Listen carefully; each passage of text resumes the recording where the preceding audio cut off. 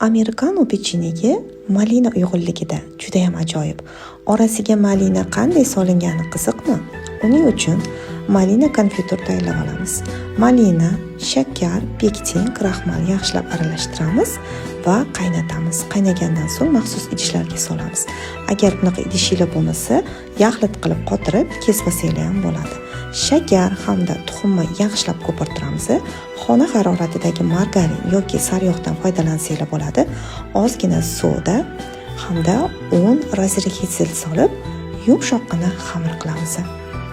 Va xamirimizni oxirida quritilgan malinadan sug'oramiz. Ranglari juda ham ajoyib chiqadi va juda ham shiringina hid beradi. Mana tayyorlab oldik. Endi muzlagan konfiturlarni xamirimizni orasiga solamiz va yaxshilab tugib olamiz. Pishib chiqqan pechenkalarimizni ustiga oq shkolat yoki sug'ushongan molokodan foydalansanglar bo'ladi. Ustiga suramiz va bezak uchun quritilgan malinadan foydalanamiz.